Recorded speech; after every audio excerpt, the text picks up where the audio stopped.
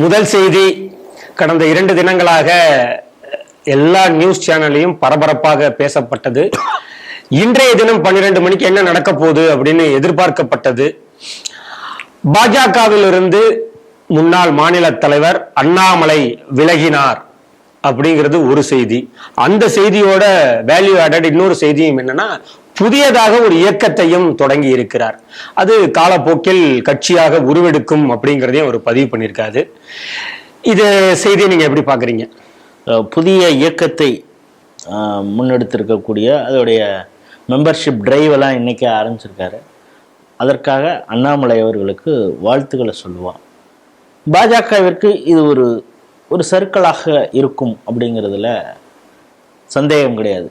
நான் மாநில தலைவர் சொல்லியிருக்காரு, எந்த பாதிப்பும் ஏற்படாது அப்படின்னு.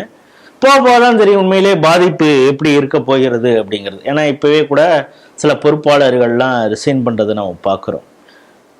நீங்க சொன்னது மாதிரி கடந்த 2 நாட்களாக டெல்லியில தங்கியிருந்தார். அமித்ஷாவை சந்தித்தார், BL சந்தோஷை சந்தித்தார், நிதின் நபீனை சந்தித்து ராஜினாமா கடிதத்தை கொடுத்தார். சாதாரணமாக ராஜினாமாங்கிறத அவங்க லெட்டர் அனுப்பிச்சிட்டு அவங்களுடைய லெட்டர் பேடில் எழுதி அனுப்பிச்சிருவாங்க. இவர் ஏன் நேரில் கொண்டு போய் கொடுத்தார் அப்படிங்கிறது ஒன்று. அதற்கு அவர் இன்னைக்கு காரணம் சொல்லியிருக்கார். தமிழர் பாரம்பரியத்தில் ராஜினாமா கடிதத்தில் ஏதாவது இருக்குதான்னு நமக்கு தெரியல. சொல்லியிருக்காரு, நேர்லேயே பார்த்து நான் கொடுத்தேன். ஏன்னா கண்ணுக்கு கண், நேருக்கு நேர், என்கிட்ட எந்த தப்பும் இல்லை, அதனால அதை தைரியமாக சொல்லணுங்கிறதுக்காக நான் போனேன் அப்படின்ட்டு இருக்காரு. அது ஏற்றுக்கொள்ளத்தக்கது. பல காரணங்களும் பல விஷயங்களும் அவர் பேசியிருக்கலாம். இப்போ மோடி அவர்களிடம் பிறந்தநாள் வாழ்த்துக்கள். ஏன்னா நேற்று அவருக்கு பிறந்த நாளில் தான் இதை லான்ச் பண்ண போகிறோன்னு இருந்தது. ஆனால் நேற்று தான் டைம் கிடச்சிருக்கு. அதனால நேற்று மோடியை பார்த்ததாக சொல்லியிருக்காரு. எல்லாத்தையுமே பகிரக்கூடிய மோடி இதை பகிர்ந்தாரா அப்படிங்கிறது எனக்கு தெரியல. ஏன்னா அமித்ஷாவோட இருக்கக்கூடிய ஃபோட்டோ அதில் வந்திருந்தது பார்க்குறோம். நீங்கள் சொன்ன மாதிரி இன்னைக்கு 12 மணிக்கு எல்லா இணையதளங்கள், அதாவது யூடியூப்பு, இப்பொழுது விஜய்க்கு பிறகு இப்போ ரொம்ப பிரபலமாக இருக்கக்கூடிய இன்ஸ்டா, எல்லாத்துலேயும் அவர் லைவாக பேசினார். ஏன் இந்த இயக்கத்தை நாங்கள் தொடங்க போகிறோம் அப்படிங்கிற விஷயத்த சொன்னார். ஏன்னா நான் 2025 டிசம்பர்லேயே நான் விலகலான்னு இருந்தேன், தேர்தல் வரைக்கும் இருங்க அப்படின்னு சொன்னாங்க அப்படின்னு. ஸோ அதற்கு பிறகு அவர் எந்த அளவுக்கு இந்த பார்ட்டியோட மெர்ஜாகி இருந்தார் அப்படிங்கிறது. ஆனால் தேர்தல் பிரச்சாரம்லாம் அவர் செய்தார் அப்படிங்கிறதையும் பார்க்குறோம். பாஜகவை பொறுத்தளவு எந்த ஒரு மாநில தலைவருக்கும் இல்லாத அதிகாரம், ரீச்சு எல்லாமே இவருக்கு இருந்தது அப்படிங்கிறது தான் உண்மை. ஏன்னா எனக்கு தெரியும், ஒரு மூத்த தலைவர் இருந்தார், அவர் மாநில தலைவராக இருந்தார், ஒரு அமைச்சராலாம் கூட இருந்தாங்க. ஒரு இடைத்தேர்தல் சென்னையில் வந்தது. அந்த இடைத்தேர்தல் என்ன, பாஜக தோக்குங்கிறது தெரியும். பாஜக தோக்கும், அங்கே கேண்டிடேட்டு நிறுத்த வேண்டாம், ஏன்னா நம்ம இருந்து நிற்க வேண்டாம் அப்படிங்கிறது பார்ட்டி எடுத்த டெசிஷனா. ஆனால் மத்திய தலைமை என்ன சொல்லுதுன்னா நிற்கணும் அப்படின்னு. நின்னா தோத்துருவோம் தெரியுது. ஏன்னா 2 பிரதான கட்சிகள் எதிருமே 2 பேரும் கண்ணாமண்ணான்னு செலவு பண்ண போகிறாங்க. நோ யூஸ், நம்ம நோ வேர், நம்ம நோட்டா அப்படின்னு சொல்லுவாங்களே, அந்த நோட்டால கூட தான் இருப்போம், அந்த அளவுக்கு இருப்போம். இல்லைன்னா அதோட கொஞ்சம் ஜாஸ்தி ஓட்டு வாங்கலாம், பெரிய அளவு வாங்க முடியாது. மத்திய தலைமை நிறுத்தணும் அப்படிங்கிறப்ப வேறு வழி இல்லாமல் நிறுத்துறாங்க. குறைந்த ஓட்டு தான் வந்ததுங்கிறது வச்சுங்க. ஏன்னா ஒரு சில விஷயங்களை மத்திய தலைமை எடுக்கும், அதை நீங்கள் அமல் செய்ய வேண்டிய ஒரு சூழல் வரும். இல்லை எனக்கு ஒரு தனி கருத்து இருக்கு அப்படின்னா அந்த கருத்தை எந்த விஷயத்துல சொல்லணுமோ அதை சொன்னாதான் அங்கே ஈடுபடும் அப்படிங்கிறது. அப்படி இருந்தாலும் கூட இவருக்கு பார்த்தீங்கன்னா பிரதமர் நரேந்திர மோடியுடைய அந்த இதுலேயே போறதுக்கூடிய கண்கார்டில் போறக்கூடிய ஒரு வாய்ப்பு. அமித்ஷா வந்தாருன்னா அவருடைய கார்லேயே அவர் ஏற்றி போவார். இப்போ தேர்தல் பிரச்சாரம் கூட ஒரு விஐபி இதில் தான் அவர் போயிட்டு வந்தார், ஹெலிகாப்டரில் தான் எங்கே பார்த்தாலும் போயிட்டு வந்தார். அந்த அளவுக்கு அவரை இப்போ அவருடைய கருத்தின்படி ரிசைன் பண்ண போறேன்னு இருந்தவருக்கு கூட அந்த அளவுக்கு இம்பார்ட்டன்ஸ் கொடுத்தாங்க அப்படிங்கிறதும் இருக்குது. ஒரு பக்கம் இவர் சொன்னாரு, இது நான் சொன்னது சில விஷயங்கள் இங்க நடக்கல, சில அழுத்தங்கள் இருந்தது அப்படி இப்படின்னு சில விஷயங்களா அவர் சொல்றாரு. இன்னொன்று, பாஜக தமிழகத்துக்கு ஏற்ற மொழியில் பேசவில்லை அப்படிங்கிறார். இப்ப இவரே தமிழர்களுக்காக என்னென்ன மோடி செஞ்சிருக்காருன்னு பட்டியல்லாம் போட்டாரு. இவருக்குன்னு ஒரு ரீச் இருக்குது, இவர் மக்களிடம் பெரிய அளவில் பிரபலமா இருக்காரு அப்படிங்கிறப்ப அந்த விஷயத்தை ஏன் இவரால் கடத்தி செல்ல முடியவில்லை அப்படிங்கிற ஒரு கேள்வியும் இருக்குது. ஏன்னா இவர் சொல்ற அந்த ஒரு விஷயத்துக்கே ஒன்று இருக்குது அப்படிங்கிறத பார்க்குறோம். இப்பொழுது என்ன பண்றாங்கன்னா, நான் ஏபிஜே அப்துல் கலாம் அப்படிங்கிற ஒரு, அதாவது வி த லீடர்ஸ்னு அவர் ஒரு தளத்தை ஏற்படுத்தியிருக்க அமைப்பு, ஏற்கனவே அந்த அமைப்பு இருக்கிறது. அந்த அமைப்புக்கு கீழே இந்த ஏபிஜே அப்துல் கலாம் ஒரு பயிலரங்கம் மாதிரி அவங்க பயிற்சி பட்டறைன்னு வைங்களேன், அது மாதிரி அதுல ட்ரைனிங் கொடுப்பாங்க. அந்த ட்ரைனிங்லேருந்து வரவங்க உள்ளாட்சி தேர்தலையோ சட்டமன்ற தேர்தலையோ போட்டியிடுப்பாங்க. வரக்கூடிய பொது தேர்தலாம் நம்ம நிற்போம் அப்படின்னு சொல்றாரு. வாழ்த்துக்கள், அது நல்ல பயிற்சி கொடுக்கணும் அப்படின்னு அவர் சொல்லும்பொழுது, எனக்கு நான் லீடர் ஆன உடனே, அதாவது பார்ட்டியில் சேர்ந்த உடனே, அதுக்கே அவர் என்ன சொல்றாருன்னா, நான் ரஜினிகாந்த் என்னை அழைத்தார் அவருடைய பார்ட்டிக்கு, ஆனால் பிஎல் சந்தோஷ்க்கு நான் முதல்லையே வாக்கு கொடுத்ததுனால பாஜகவை சேர்ந்தேன். ஸோ வரும்பொழுதே அவர் 2 ஆப்ஷனோட தான் இருந்திருக்காரு அப்படிங்கிறதையும் புரியுது. பாஜகவில் சேர்ந்திருக்கிறேன் அப்படின்னு சொல்றாரு. இப்போ இந்த ட்ரைனிங் ஏபிஜே இவர் ஒன்று நடத்த போறேன் அப்படிங்கிறாரு. அதற்கு பிறகு அதிலிருந்து அவங்க போட்டியிடுவாங்க அப்படிங்கிறாரு. இப்போ இந்த மெம்பர்ஷிப் டிரைவே கூட அப்படியே ஸ்க்ரோல் ஆகினே இருக்குது, சேர சேர எவ்வளோ ஆயிட்டு இருக்குன்னு. ஆனால் பாஜகவில் இந்த மிஸ்டு கால் இதெல்லாம் கொடுத்தாங்க, லட்சக்கணக்கில் சேர்ந்தாங்கிறாங்க. பட் அது உண்மையாக இருக்கிறதா, கிராஸ் செக் பண்ணணுமே, அதற்கான வழிமுறை என்ன அப்படிங்கிறத எப்படி இவருடைய வி த லீடர்ஸுக்கு செஞ்சாரோ அதே போல பாஜகவில் இவரால் ஏன் அதை இம்ப்ளிமெண்ட் பண்ண முடியல? ஆர்கனைசேஷன் வேற ஒருத்தவங்க பார்த்துட்டு இருந்தா கூட இதை ஏன் வலியுறுத்தி இருக்க கூடாது? உண்மையா நம்ம பாஜகவிற்கு எவ்வளவுதான் மெம்பர்ஸ் இருக்கிறாங்க அப்படின்னு ஒரு இதை கிராஸ் செக் பண்ணிருக்கலாம். அதாவது அவரை அது சரி பண்ணிருக்கலாம். அதெல்லாம் தான் ஒரு முட்டுக்கட்டைன்னு மேலிடத்துக்கு சொல்லியிருக்காங்க. அதை சொல்லியிருக்கலாம், இது செய்திருக்கலாம், இது சொல்லியிருக்கலாம். ஆனா பல விஷயங்களை அவர் வெளிப்படையாகவே பேசிட்டு இருந்தார்ல. ஏன்னா தலைமை பதவிங்கிறது ஒரு வெங்காயம் அப்படிங்கிறது மாதிரிலாம் அவர் பேசியிருந்தார். அவரை பொறுத்தளவு ஒரு லீடரா இருக்கிறதுங்கிறது ஒரு பெரிய விஷயமே இல்லை, ஏன்னா அது ஒரு வெங்காயம் மாதிரி தான் அப்படிங்கிறது மாதிரிலாம் அவர் பேசியிருந்தார். இன்னொரு ஒரு இதுல ஸ்பெசிஃபிக்கா அவர் என்ன சொல்றாருன்னா, ஒரே தலைவர் அதே பதவி அதே எம்பி அதே எம்எல்ஏவாக இருக்கணுங்கிறதெல்லாம் நம்ம மாற்றணும் அப்படிங்கிறாரு. பாஜகவில் தான் அந்த மாற்றம் இருக்குது. அதனால தானே மாநில தலைவர் 3 வருஷத்துக்கு ஒரு தடவை மாற்றம் இருக்குது. அவர் ஒரே தலைவர் ஒரே பதவி அப்படிங்கிறத பிரதமர் நரேந்திர மோடியே குறிப்பிட்டு சொல்றாரு. ஏன்னா 3rd டைமா பிரதமராக இருக்கிறார். அதுவே அவருக்கு பிடிக்கலையா என்ன அப்படிங்கிறது தெரியல. அதுக்கப்புறம் பார்த்தோம்னா இப்போ பல பேர் சேர்ந்துட்டு இருக்காங்க. அதில் இப்பொழுதே 5 லட்சத்திற்கு மேலே அந்த வி த லீடர்ஸ் போர்ட்டலில் ஜாயின் பண்ணியிருக்காங்க. சந்தோஷம். ஏன்னா இவர் நன்கு பேசக்கூடியவர், டைனமிக் லீடர், ஆழமாக எதையும் உடனே கிரகித்து அதை பேசக்கூடிய அளவுக்கு திறமை மிக்கவர். அதெல்லாம் எந்த டவுட்டுமே கிடையாது. அந்த பேச்செல்லாம் பல பேர் ரசிச்சு தானே பல பேர் அவருக்கு ஆதரவாக இருக்கிறாங்க அப்படிங்கிறது. டேட்டாவோட பேசுறது, எந்த சப்ஜெக்ட் கொடுத்தாலும் ஸ்பான்டனியஸாக அதுக்கு இதா பேசுறது. அதாவது எது வேணாலும் பேசுவாங்க. சில பேர் கொடுத்தீங்கன்னா 1 மணி நேரம் 2 மணி நேரம் கொடுப்பாங்க. ஆனா ரெலவெண்டா பேசுறது, அந்த ரெலவெண்டா பேசுறது, அதுக்கு டேட்டா சேர்த்து வச்சு பேசுறது, இதெல்லாம் அவருக்கு தனிப்பட்ட அந்த திறமைகள்லாம் அவருக்கு இருக்குது. அதனாலதான் அந்த ஃபாலோவர்ஸ் இருக்காங்க. நான் சில பேர்ட்ட கேட்கும் பொழுதுன்னு, இது இவ்வளவு திடீர்னு இவ்வளவு இன்க்ரீஸ் ஆகுதே அப்படிங்கிறப்ப அவங்க என்ன சொன்னாங்கன்னா, இப்ப எல்லாமே ஆன்லைன்ங்கிறதுனால ரொம்ப வேகமா எல்லாமே நடக்குது பாருங்க. 2 நாள்ல காக்ரோச் பார்ட்டி அப்படிங்கிறது எவ்வளவு மில்லியன் இன்ஸ்டாகிராம்ல ஜாயின் பண்ணாங்க அப்படிங்கிறப்ப இது இப்போ ஒரு ஃபேஷனா இருக்கு. கடன்னு செஞ்சுருவாங்க. இதுல நீங்க கிராஸ் செக் பண்றது எப்படி, வெரிஃபிகேஷன் எப்படிங்கிறதுலாம் போக போக தெரியும்.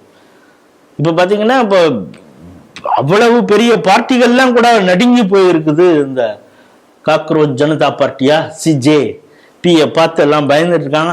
அவர் ஏதோ அமெரிக்காலேருந்து வர போறாரு, ஜந்தர் மந்தர் அந்த பக்கத்துல பெரிய மீட்டிங் போட போறாங்கன்னு அதுக்கு அனுமதி கொடுக்கலாமா கொடுக்க கூடாத அளவுக்கு அங்க போயிட்டு இருக்குது, எவ்வளவு கூடுவாங்க அப்படின்னு. ஆனா மில்லியன் கணக்குல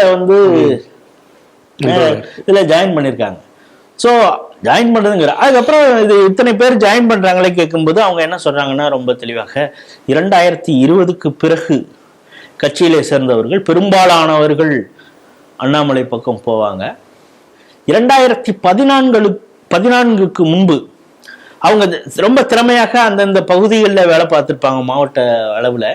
ஆனால் அவங்க நல்லா வேலை பார்க்குறாங்க அப்படிங்கிறதுக்காக வேலை பார்க்காத ஒரு குரூப் அவங்கள ஓரம் கட்டி வச்சிருக்கோம். அவங்கெல்லாம் வாராது வந்த மாமனியாக இவர் வந்திருக்காரு, இவர் நல்லாவும் பேசுறாரு அப்படின்னு நம்மளை இவ்வளவு நாள் ஓரம் கட்டி வச்சிருந்தாங்களே, அவர்கிட்டையாவது போயிட்டு நம்மளுடைய வேலையை காட்டி நம்ம ஏதாவது செய்யலாம் அப்படின்னு நினைக்கக்கூடிய, உணர்வுபூர்வமாக நினைக்க அவர்களும் கூட அண்ணாமலை பக்கம் போகலாம் அப்படிங்கிறது மாதிரி சொல்றாங்க. இது போக போகத்தான் தெரியும். ஆனா பாஜகவை பொறுத்தளவு எந்த ஒரு தலைவருக்கும் கொடுக்காத ஒரு அதிகாரத்தையும் சுதந்திரத்தையும் அண்ணாமலைக்கு கொடுத்தார்கள் அப்படின்னு தான் பார்க்குறோம். இருந்தாலும் அவர் விலகி போயிருக்கிறார். பாஜகவை பொறுத்தளவு ஒரு விஷயம், அது ஆர்எஸ்எஸ்லேருந்து வந்ததுனாலயா என்னன்னு தெரியல, ஏதாவது ஒன்று சரியில்லை அப்படின்னா அது எல்லாம் போத்திட்டு திரும்ப ஜீரோலேருந்து ஆரம்பிக்கிறதுக்கு கூட தயாராக இருப்பார்கள் அப்படிங்கிறது. அதே போல் ஒரு விஷயத்தை முன்னெடுப்பவர்கள் நாளைக்கு அது அவர்கள் இல்லாமலே கூட போகலாம். அதற்கு பிறகு அந்த ஆர்கனைசேஷனுங்கிறது ஒன்று இருக்கும் அப்படிங்கிறது. நீங்கள் பார்த்தீங்கன்னா இந்த ராம ஜென்ம பூமி இந்த யாத்திரை அந்த நேரத்தில் அந்த யாத்திரை அத்வானியோடு தொடங்கி வச்சவர் இப்பொழுது இருக்கிறார். அவர் தான் இப்போ பிரதமராக இருக்கிறார், நரேந்திர மோடி அப்படின்னு. ஆனால் அவர் பீப்புள் மூமெண்ட்டாக கொண்டு வந்தது பிரவீன்பாய் தொக்கோடியா போன்றவர்கள், மறைந்த விஹெச்பியோடைய தலைவர், அவங்கெல்லாம் இருந்தாங்க. இப்பொழுது நீங்கள் தேடினா கூட கூகுளில் தேடினா அவர் கடைசியாக ஏதாவது ஒரு ப்ரோக்ராமில் எதில் கலந்துட்டு இருக்கார் பிரவீன்பாய் தொக்காடியானா அவர் குஜராத்தை சேர்ந்தவர் தான், எங்கே இருக்காருன்னு தெரியாது. ஒரு கட்டத்தில் ஆர்கனைசேஷன் அவர் அதுக்கோடு ஒரு இணைந்து பயணிக்க முடியவில்லை அப்படிங்கிறப்ப அவர் வேற ஒரு தளத்திற்கு போய்விட்டார். அதே போல் கோவிந்தாச்சாரியா அப்படிங்கிறது அவரெல்லாம் வந்து ஐடியலாக் சுதேசி ஜாக்ரம் மஞ்ச் அப்படிங்கிற ஒரு உருவாகத்திற்கு ஒரு புதிய சித்தாந்தத்தை வடிவமைக்கக்கூடிய அளவுக்கான ஆற்றல் மிகுந்தவர்கள். அவர்களையே இயக்கம் சில நேரங்களில் தட்டி ஒதுக்கல. இப்பொழுதைக்கு உங்களுடைய சர்வீஸ் போதும், மீண்டும் பார்த்துக்கலாம் அப்படின்னு. ஏன்னா அந்த நேரத்தில் யார் தேவை அப்படிங்கிறது தான் ஆர்கனைசேஷன் பார்க்கும். இப்போ நீங்கள் பாருங்க, சாதாரணமாக இது மாதிரி யாராவது ராஜினாமா பண்ணிட்டா சரி பண்ணிட்டு போங்க அப்படிங்களாம். 2 days இருந்தார், எல்லாரையும் சந்தித்தார், அவங்களும் ரொம்ப கார்டியலாக தான் இருந்தாங்க அப்படிங்கிறத பார்க்குறோம். எனக்கு ஒரே ஒரு விஷயம்தான் எனக்கு ஒரு சந்தேகம், கேள்வி, யாராவது கமெண்ட்ல. ஏன்னா அவர் மீது நிறைய இப்போ அதாவது பக்தர்களாக பல பேர் உருவாயிட்டாங்க. அவர் வந்து ஆதரவாளர்கள், ஃபேனு அப்படிங்கிறதெல்லாம் தாண்டி அவர் எது செய்தாலும் சரியாக தான் இருக்கும் அப்படின்னு சொல்றாங்களா, அவங்கெல்லாம் கூட பதிலாக போடணும் அப்படிங்கிறது தான். இவ்வளவு முழு சுதந்திரம், அதிகாரம் அனைத்தையும் அண்ணாமலை அவர்களுக்கு பார்ட்டி கொடுத்தது. யாரும் எதிர்பார்க்காத அளவிற்கு அவளுக்கு ஃபினான்ஷியல் அசிஸ்டன்ஸ் கூட, அதான் அந்த பிரச்சாரம் என் மண் என் மக்கள் யாத்திரை பிரச்சாரத்துக்கெல்லாம் அவ்வளவு ஃபினான்ஷியல் சப்போர்ட்லாம் அந்த பார்ட்டி கொடுத்தது. இது வரைக்கும் வேற எந்த தலைவர்களுக்கும் அப்படி அவர் செய்ததில்லை. ஏதோ ஒரு சிக்கல், அவர் ஏதோ இது பண்றாரு, இவங்க மற்ற தலைவர்கள் ஏதோ கம்ப்ளைண்ட் பண்றாங்க, நீங்க சொல்ற மாதிரி தடையாக இருக்கிறார்கள் அப்படியெல்லாம் வச்சுப்போம். இந்த புகார் இவரும் சொல்லியிருப்பாரு. அவர் மீது மூத்த தலைவர்கள் இவங்கெல்லாம் தான் தடையாக இருக்கக்கூடியவர்கள், தி பாஜக அப்படின்னு பல பேர் சொல்றாங்க. அந்த தி பாஜகவினர் ஏதோ ஒன்று புகாரா சொல்லியிருப்பாங்க. இதை மேலே இருக்கக்கூடிய அமித்ஷாவும் பிரதமர் நரேந்திர மோடியும் பார்த்துட்டு தான் இருக்காங்க. இன்னும் சொல்ல போனால் இந்த தேர்தல் பிரச்சாரத்தில் வரும் பொழுது அந்த தலைவருடைய செல்வாக்கு எப்படி இருக்கு அப்படிங்கிறப்ப அண்ணாமலைங்கிற ஒரு பேர் சொல்லும் பொழுதே அந்த துண்டை வச்செல்லாம் எல்லாம் சொல்றதெல்லாம் அவங்க நேரம் கண்ணும் பார்க்குறாங்க, யாருக்கு வந்து ரீச் இருக்கு அப்படின்னு. அதன் பிறகும் கூட நீங்க ராஜினாமா கொடுக்கறத அவங்க தடுக்கலை அப்படின்னா அது என்னவாக காரணமாக இருக்கும் அப்படிங்கிறது ஒரு கேள்வி எழுதல. இப்படிப்பட்ட ஒரு ஆதரவாளர் ஒருத்தர் இருக்காரு, அவர் போறேங்கிறாரு, அவருக்கு எல்லா விதமான உதவிகளும் செய்தது மேல இருக்கிறவங்க. ஆனா புகார் கொடுத்தவங்க இவங்க ட்ரோல் பண்றாங்க, ஒரு சில பேரை வந்து ட்ரோல் பண்றாங்க. அவங்கள நம்மளும் சப்போர்ட் பண்ணல, அது அடுத்தது, அதையும் நான் சொல்லிடுறேன் அவங்களுக்கு. ஆனா அவங்க சொல்றத மட்டுமே கேட்டுக்கிட்டு இவர் மீது சரி நீங்க போறதுனா போங்க அப்படிங்கிற நிலைமையில அமித்ஷாவோ மோடியோ இருந்திருப்பாரா அப்படிங்கிற ஒரு கேள்வியும் எழுது. இப்படி ஒரு தலைவரை அவங்க இழக்க தயாராக ஆகிவிட்டார்களா? இது ஒரு பெரிய இப்போ பார்த்தீங்கன்னா உங்களுக்கே தெரியும், பாஜகவில் மெம்பர்ஷிப் டிரைவ்லாம் ஆன்லைனில் தான் பெரிய லெவலில் பண்ணிட்டு இருக்காங்க. இப்போ இங்கே எத்தனை பேர் வெளியில போறாங்க அப்படிங்கிறது அவங்களுடைய போர்ட்டல்லையும் தெரியும். இந்த இழப்பையும் அவங்க பார்த்துட்டு தானே இருக்க போறாங்க. இந்த இழப்பை சந்திப்பதற்கு, எதிர்கொள்வதற்கு தயாராக அந்த பாஜக இருக்குதா?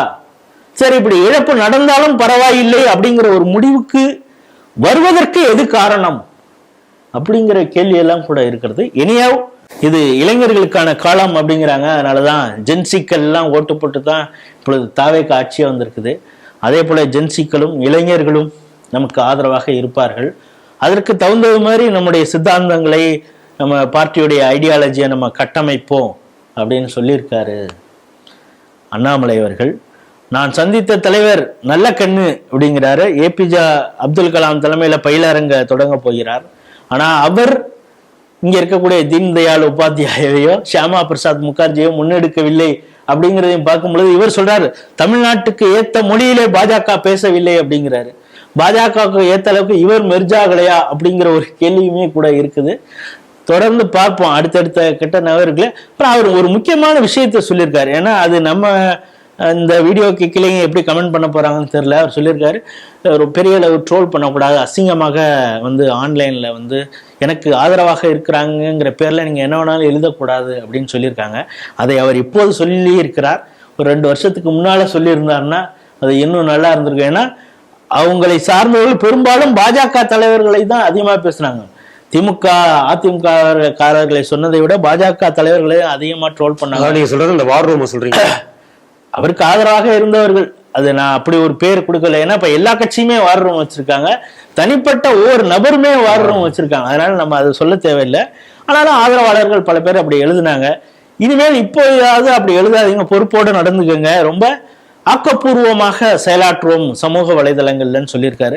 அதை கேட்டு அவர்களும் நடந்து கொள்வார்கள் அப்படின்னு நினைக்கிறேன். இனி அவர் தேசியத்தின் பால் பக்கமே நின்றால் அவருக்கும் நல்லது, இந்த நாட்டுக்கும் நல்லது. இப்போ அப்படி சொல்லி நீங்க முடிச்சுட்டீங்க. இப்போ என்ன கேள்வி எழுகிறது அப்படின்னா, இப்போ இதுவரைக்கும் சித்தாந்தம் சார்ந்த இயக்கங்கள் தான் ஆட்சி அதிகாரம் கையில் இருந்தது. அப்போ அஇஅதிமுக ஓரளவு ஆட்சி கட்டில இல்ல, பவர்லயுமே இல்லை. இப்போ அடுத்த திமுகவின்மே இப்போ தோல்வியை சந்தித்திருக்கிறது. தாவேகா எனும் அந்த சினிமாவின் பின்புலத்தில் வந்தவர் தான் இப்போ அரியாசனத்தை கைப்பற்றியிருக்கிறார். இனி எதிர்கால தமிழகத்தின் அரசியல் சித்தாந்தம் சார்ந்து இருக்க போறதில்ல. இது ஒரு மறுபடியும் அந்த இண்டிவிஜுவல் சென்ட்ரிசத்தை மையப்படுத்தி தான் வரப்போகுது. அப்போ இங்க அதிமுகங்கிற சித்தாந்தமும் திமுக சித்தாந்தமும் ரெண்டு ஆட்சி அதிகாரத்தை கைப்பற்றி ஆட்சி வச்சிருந்தாங்க. இப்போ இனி வரும் காலங்களில் தாவேகாவுக்கு எதிராக யார் வரப்போகிறார், அந்த ஒரு கரிஸ்மேட்டிக் லீடரா யார் வரப்போறா அப்படின்னு பார்க்கும்போது அண்ணாமலை உருவாகி வருவதற்கான வாய்ப்பு இருக்கு அப்படின்னு சில பேர் இப்ப பேச ஆரம்பிச்சிருக்காங்க.